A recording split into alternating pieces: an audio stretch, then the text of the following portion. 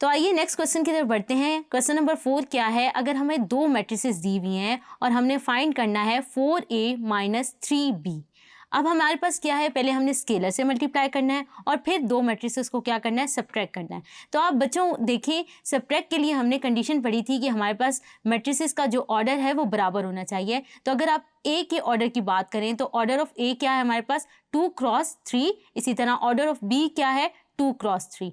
Order बराबर है तो हम क्या कर सकते हैं, सब्ट्रैक्शन कर सकते हैं। तो आइए स्टार्ट करते हैं। हम क्या करते हैं, सबसे पहले 4a मल्टीप्लाई कर लेते हैं। तो मैं क्या करूंगी, हर एंट्री को क्या है 4 से मल्टीप्लाई कर दूंगी। तो ये क्या हो जाएगा -4, ये क्या हो जाएगा 8, और ये क्या हो जाएगा 12, और 4 1 जा 4, और 4 ये 0 आ जाएगा, 4 2 जा 8। तो मैंने हर एंट्री को किससे मल्टीप्लाई कर दिया, ए मैट्रिक्स की 4 से। इसी तरह बी की हर एंट्री को मल्टीप्लाई कर देते हैं 3 से।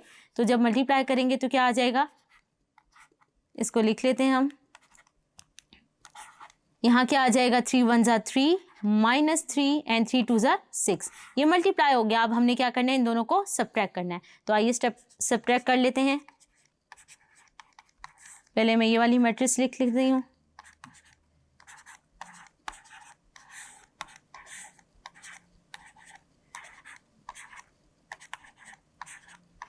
सब्ट्रैक्शन हमारे पास कैसे होगी, हर एलिमेंट क्या होगा, कॉरस्पॉन्डिंग एलिमेंट से जो होगा वो सब्ट्रैक्ट होगा। -4 -0 क्या आंसर आ जाएगा, -4। 8 -9 -1, 12 -6 6 आ जाएगा।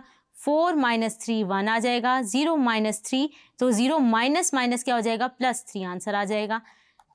इसी तरह 8 -6 क्या आ जाएगा हमारे पास, 2 के बराबर। तो हमने ये सब्ट्रैक्शन कर ली, तो हमारे पास क्या आ गया, रिक्वायर्ड रिजल्ट आ गया। होप सो आपको ये क्वेश्चन समझ आया होगा। Thank you.